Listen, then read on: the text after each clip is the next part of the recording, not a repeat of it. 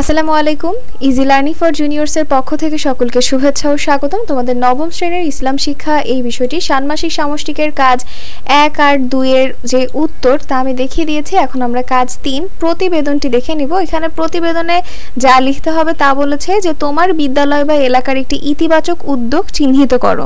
ইসলামের নির্দেশনা, বিধিবিধান ও রীতিনীতি ইত্যাদির আলোকে ইতিবাচক উদ্যোগটির স্বরূপ, উদ্যোগ গ্রহণের কারণ ও ফলাফল বিশ্লেষণ করে একটি প্রতিবেদন লিখো।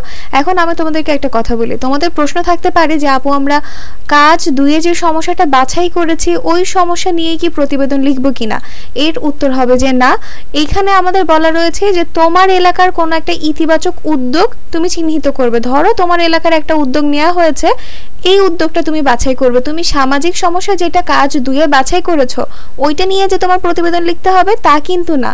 এখানে বলা রয়েছে তোমার এলাকায় ইতিমধ্যেই একটা ভালো কাজ করা হয়েছে, একটা সামাজিক সমস্যা বা একটা খারাপ কাজ দূর করার জন্য কিছু কাজ করা হয়েছে, ওই উদ্যোগটা চিহ্নিত করে এরপরে তোমার প্রতিবেদনটি তৈরি করতে হবে এবং প্রতিবেদনে তোমার এই সকল বিষয়বস্তুগুলো তুলে ধরতে হবে।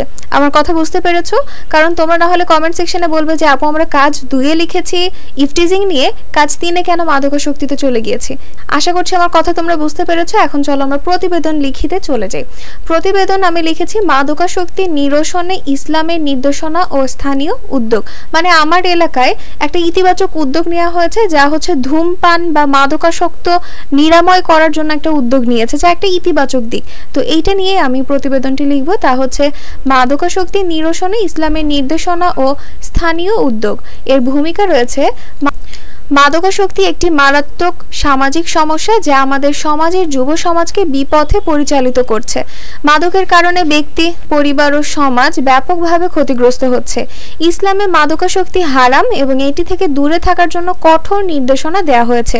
এই প্রতিবেদনটি মাদকাসক্তি নিরসনে ইসলামের বিধিবিধান ও আমাদের এলাকার একটি ইতিবাচক উদ্যোগের বিবরণ তুলে ধরবে। সমস্যা বিশ্লেষণ। আমাদের এলাকার মাদকাসক্তি একটি বড় সমস্যা হয়ে দাঁড়িয়েছে। মাদকাসক্ত যুবক তাদের পরিবার এবং সমাজে অস্থিরতা সৃষ্টি করেছে। মাদকের কারণে অপরাধের হার বেড়ে গেছে এবং স্বাস্থ্যগত সমস্যা বৃদ্ধি পাচ্ছে। এই সমস্যার সমাধান না হলে ভবিষ্যতে এর প্রভাব আরো ব্যাপক হতে পারে। ইসলামের নির্দেশনা। ইসলামে মাদকাসক্তি কঠোরভাবে নিষিদ্ধ। মহানবী হযরত মুহাম্মদ সাল্লাল্লাহু আলাইহি সাল্লাম বলেছেন, প্রত্যেক মাদক দ্রব্য এবং নেশা জাতীয় বস্তু হারাম, যা ব্যাখ্যা রয়েছে সহিহ মুসলিম। ইসলামের বিধি অনুযায়ী মাদকাসক্তি থেকে দূরে থাকা এবং এর বিরুদ্ধে সচেতনতা তৈরি করা আমাদের নৈতিক দায়িত্ব। উদ্যোগ গ্রহণের কারণ কি রয়েছে? মাদকাসক্তি নিরসনের জন্য আমাদের এলাকার যুব সমাজ, সমাজকর্মী, স্থানীয় ইমাম, চিকিৎসক এবং প্রশাসনের সহায়তায় একটি উদ্যোগ গ্রহণ করা হয়েছে। এই উদ্যোগের মূল লক্ষ্য যুব সমাজকে মাদকাসক্তি থেকে মুক্ত রাখা এবং তাদের সুস্থ জীবনে ফিরিয়ে আনা। উদ্যোগের কার্যক্রম হিসেবে ব্যাখ্যা রয়েছে যে আমাদের উদ্যোগের আওতায় নিম্নলিখিত কার্যক্রম পরিচালিত হয়, যেমন ধর্মীয় শিক্ষা ও সচেতনতা বৃদ্ধি। স্থানীয় ইমাম মসজিদে খুতবার মাধ্যমে মাদকের ক্ষতিকর দিক ও ইসলামী দৃষ্টিকোণ থেকে এর নিষিদ্ধতার ব্যাখ্যা দেন। পুনর্বাসন ব্যবস্থা। মাদকাসক্তদের পুনর্বাসনের জন্য সমাজকর্মীরা কাজ করেন, তাদের জন্য বিশেষ চিকিৎসা ও পরামর্শ প্রদান করা হয়। সচেতনতামূলক প্রচারণা। স্থানীয় প্রশাসনের সহায়তায় মাদক বিরোধী সচেতনতামূলক ক্যাম্পেইন এবং সেমিনারের আয়োজন করা হয়। যুব সমাজকে সংযুক্তকরণ।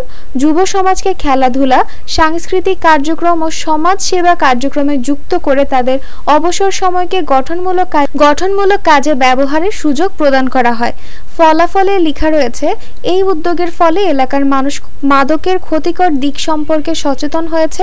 মাদকাসক্ত যুবকরা পুনর্বাসনের মাধ্যমে সুস্থ জীবনে ফিরে আসছে, পরিবারের মধ্যে শান্তি ফিরে এসেছে এবং সমাজে অপরাধের হার কমেছে।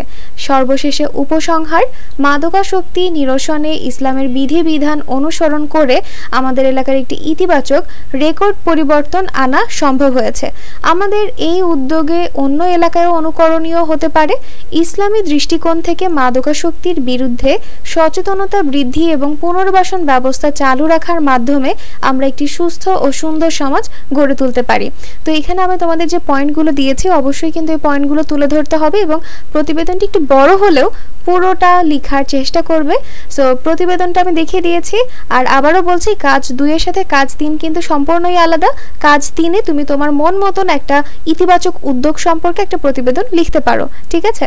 সো পরবর্তীতে আমি কাজ 4 যেটি রয়েছে, এই যে ইসলামিক বিধিবিধান এ দৈনন্দিন জীবনে অনুশীলন করি, এটা আমি খুব শীঘ্রই তোমাদের দেওয়ার চেষ্টা করব। তোমরা আমার সঙ্গেই থাকো।